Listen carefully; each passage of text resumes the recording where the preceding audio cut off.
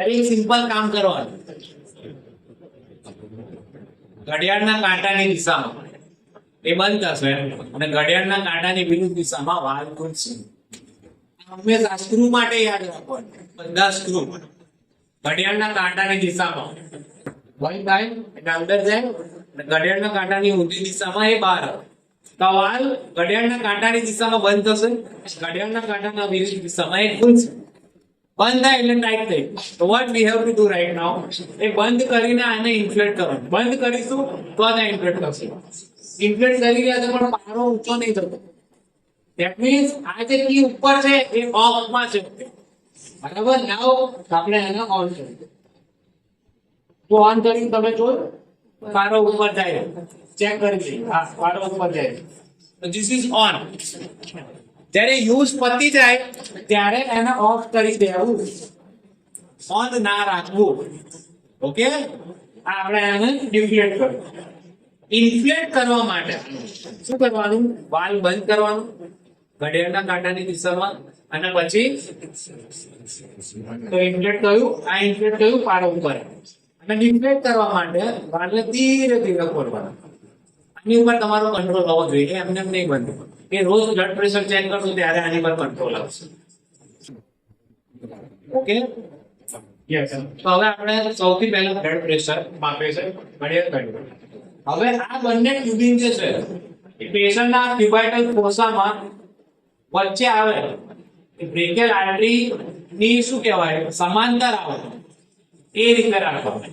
ટૂંકમાં ક્યુબાઇટલ ફોસાની મિડલમાં એ આવે એ રીતે આ કફ બાંધવાનું. કફ કઈ રીતે બાંધવાનું? જે ટ્યુબિંગ છે એની ઉપર જે વેલ્ક્રો છે એ આમ રાખવાની. તમારી તાકાત હોય એટલું કફ બાંધો. કેમ કફ ફિટ બાંધવાનું? કારણ કે આનો નિયમ શું છે, પ્રિન્સિપલ શું છે કે જ્યારે આર્ટરી ઓક્લુડ થશે, બરાબર, ત્યારે પલ્સેશન બંધ થઈ જશે. પણ જેવું આર્ટરીનું પ્રેશર આ કફના પ્રેશર જેટલું થશે એટલે આર્ટરી ઓપન અપ થશે. ઓપન અપ થઈ પલ્સેટાઇલ બ્લડ ફ્લો સ્ટાર્ટ થશે. pulsation start there. It will indicate the blood pressure in the artery, systolic pressure in the artery.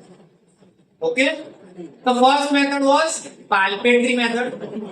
Okay, તો આપણા એક હાથમાં પેશન્ટની રેડિયલ આર્ટરી ક્યાં હોય? થંબની એકદમ નીચે, બોનની આગળ, બરાબર. તો ત્રણ આંગળી વડે with the help of 3 fingers we will palpate the radial artery. પલ્સેશન સાંભળવાના. તો ડાબા હાથથી આપણે રેડિયલ આર્ટરી પાલ્પેટ કરી છે. નાઉ with the help of right hand, તમે જે હેન્ડમાં માસ્ટર હો એ રીતે પેશન્ટની જે સાઈડ હોય એ રીતે તમારે લેવાનું. વાલ્વ બંધ કર્યો. હવે જે મેનોમીટર છે એના લેવલ પર જવાનું અને ધીરે ધીરે એ મેનોમીટર આપણે ઇન્ફ્લેટ કરીશું. ઇન્ફ્લેટ કરીશું ક્યાં સુધી? રેડિયલ આર્ટરીમાં પલ્સ સંભળાવાના બંધ થાય ત્યાંથી 20 પ્લસ. જો અહીંયા બંધ થઈ ગયા છે, હજુ 20 પ્લસ જઈશું. Otherwise you can go up to 200. Okay, ઉપર ગયા. નાઉ વી આર અપ. હવે શું કરીશું? ધીરે ધીરે ડિફ્લેટ કરીશું અને રેડિયલ આર્ટરી આપણા હાથમાં જ છે. ધીરે ધીરે 2 મિલીમીટર પર સેકન્ડ એટલી સ્પીડથી આપણે ડિફ્લેટ કરીએ, બરાબર. અને જ્યાં હવે રેડિયલ આર્ટરીમાં પલ્સેશન સંભળાશે મને, ઓકે, તો 120 ઉપર અહીંયા પલ્સ પાલ્પેટ થાય છે. તો બ્લડ પ્રેશર જે છે પેશન્ટમાં systolic, what I will do, stetho પહેરીને અહીંયા મૂકી દઈશ. Okay, and once again I will inflate. જ્યાંથી પલ્સેશન બંધ થાય ત્યાંથી 20 mm જેટલું ઇન્ફ્લેટ કરીશ. ઓકે, મેં ઇન્ફ્લેટ કર્યું છે. Now I will deflate it. Rate will be 2 mm per second. Okay, સંભળાવાનું ચાલુ થયું. ત્યાં સંભળાય છે સિસ્ટોલિક બીપી અને જ્યાં સંભળાવાનું બંધ થશે, ઓકે, સંભળાવાનું બંધ થઈ ગયું. ઓકે, સંભળાવાનું બંધ થશે ઓસ્કલટેટરી મેથડથી, ધેટ ઇઝ ડાયાસ્ટોલિક બ્લડ પ્રેશર. સંભળાવાનું કેમ બંધ થાય?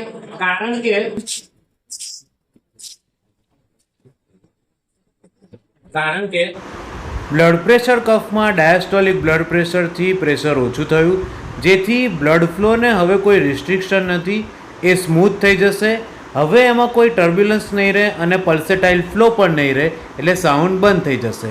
તો ફરી એકવાર what we did, first of all આપણે ઇન્સ્ટ્રુમેન્ટ સમજ્યા.